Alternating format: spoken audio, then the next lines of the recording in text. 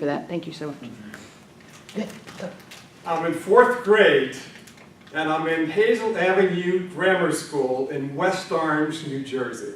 Anybody from New Jersey? We don't admit it.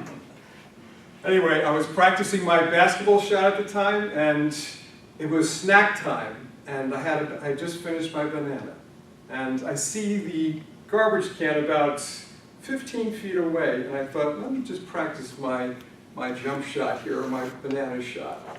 So I take the shot, and splat, it lands like a spider on the teacher's shin bone, who's speaking to another student right at the time. And I thought, wow, she didn't even notice that. And she's still speaking, and I do this. Let me just get back to my seat as quick as I can. And I don't know about you. Have you ever had an embarrassing situation like that, and you didn't know what to do, and you just wanted to hide? Anybody have that kind of situation there? Anybody interested in how to change those negative situations into positives? Yeah. Now, my story has a little lightheartedness, but some stories don't. Some stories have a deeper effect that may have lasted a long time. And they go deep. They need to shift. They need to shift in a way that allows for your heart to be released, allowing for a greater expression of yourself to see those things as positives rather than as things that drain you. So in order to do that, again, as my work as a heart math practitioner, what we know is there's a part of your brain called the amygdala. Have you ever heard of that? Yes. That's where your stored emotional patterns are. And when something of intensity happens in our life, that imprints our nervous system, especially in that amygdala part of our brain.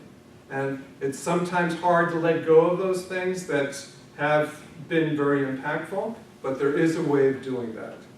The way we do that is by getting our heart rhythm in coherence. We call it coherent heart rhythms. In order to do that, this is how we do it. You place your hand or you focus your feeling attention on your heart area. You consciously focus your feeling attention. So right now, do this with me. Focus your feeling attention. Sometimes it helps to put your hand right over your heart. Tell me when you're there. Tell me when you actually feel consciously that area, right here, this tissue area. Feel consciously that area of your body. Let me know when you're there. Raise your hand. Think about if your nose is right there and breathe right through it. Slowly in and slowly out. Think about something now, something that thrills and stills your soul. Think about something in your life that you deeply appreciated that brings you a sense of peace and a sense of joy, but also a sense of enthusiasm. Bring something to mind. It could be a conversation you had, it could be a place you love to visit. Let me know when you have some.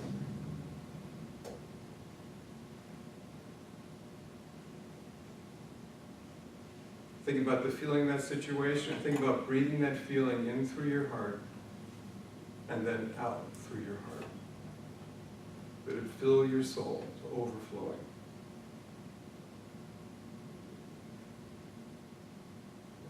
Okay.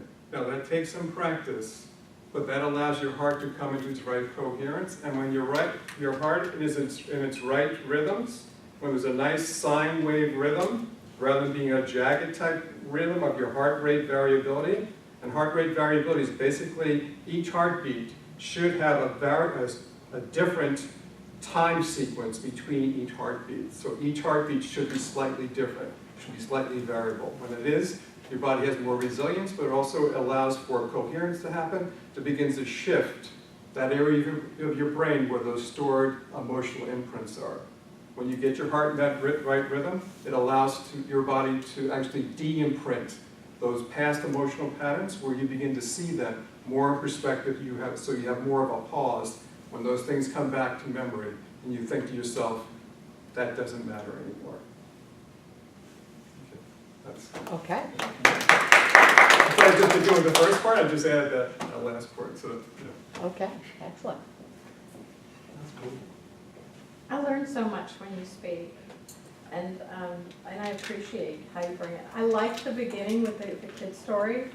As you're walking away, maybe you could say, when I'm a grown-up, I hope I know how to handle these situations. That might be a way to transition into teaching how to do that. Just an idea. So did you manage to not get in trouble at all? Like I can't believe it, the teacher was still talking, and and I walked by, I was observing what was going on, and eventually she saw the banana peel on her shin, and she just picked it up and threw it in the garbage. But I landed I was like 7 feet away, and you know, I missed the garbage can and fell right on her. She must have had those bulletproof support hose on. I don't know. Yeah, right. I'm still amazed by just thinking about that. Yeah. So I would have liked maybe a little bit more acting in that story, right? So it was good right up until the time you walked off to the stage. So, you know, if you're talking about kind of the amygdala hijack, right? So that concept of, you know, now, you know, we're just kind of focused on the fear or the anxiety, then, you know, kind of what did that feel like? So find those words that help me get into that story a little bit more. And then maybe the look on your face where it's like, Right, yeah. whoops, or like this, you're hiding, you know, whatever, just exaggerate that a little bit. I mean, it's almost, it is an acting element. And then the other thing might be, because of the story, the reason you're telling the story, you could also make one up, I think. I think you could find one that maybe has something that others are going to relate to. I think you can make that relatable, or you can find something that might be a little easier to tell. But that would be my one thing. I loved the interaction. That was really well done. And there's a lot of talk right now about, you know, just the lizard brain and the things that happen and how we make decisions when certain parts of our brain are in control, right? So there's a lot of power behind what you're talking about. Yes, So. right. I have a couple of comments for you. The first one was I liked the story, I liked the lightness of it, because you're right, you are very serious. I would like, putting on Christy's comments, I would like to have it tie back in, to have it be more of a conflict, because at the end of your story didn't have a conflict. You just walked away.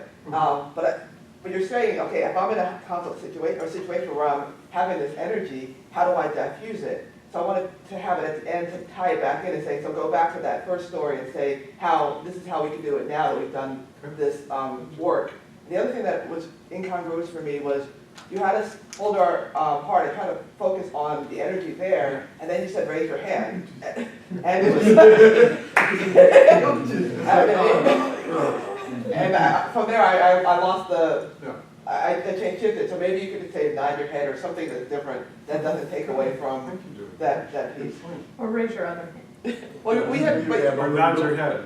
Yeah. But I liked your facial expression at the beginning. You know, I could imagine what you looked like as a fourth grader with that little mystical look. But didn't know that was there. And then especially I think as you went through the jump shot motion, you might want to, just in timing, I know you just spitballing this, but just do the star date version, 1979, what you call it, elementary school, in the cafeteria, star point guard, me. Because I practiced my jump shot in the lunch run. And give the teacher a name, whatever, Miss Baumgart. Miss Orange. Miss Banana, Miss Orange. Mrs. Freeman or anything else. But yeah, it is it's a good light story, and it allows us to all reminisce to that time where, I don't know what to do. I was just impressed that you got away. Like, I was like, Right, nobody else saw it. All right, so I think that's our time, unless Rich, do you Just have a couple things? Your speaking style is a cross between Medina and Godin. Yeah, Medina wrote Brain Rules, and Seth Godin has just got a whole different approach on the world. And it's just your smile engaged everybody in this room alone. okay, and how you brought it, your vocal variety was there. I think the question is, so when you said, there was 2 questions back to back, have you ever done this, have you done that, it was too much for the audience. And, but I think out there, I felt there was a slight disconnect in the beginning just from the story and the banana, and then where it was going, because the amygdala kind of screwed me up a little bit, all right? But that's just me, you know, but to reach on, I think, sums up everything, bring everything down to a 3rd grade level, and explain that, and this is what it does, and then bring that recall back in about the banana peel. And it would have probably made the connect for me. Okay, all right, so, is everyone, does anyone have a hard stop at 1:30? Fine. You do, okay. But that's okay. If we went over 5 or 8 minutes, is that okay? I'm good. Are we okay with that? I'm already here. What's that? Works for me, I'm already here. You're already As long here, as- okay. as long as All I'm right, in then traffic, we'll yeah. keep going. I think I missed my time up when I said 3, but, so who would like to go next? Okay, all right. So,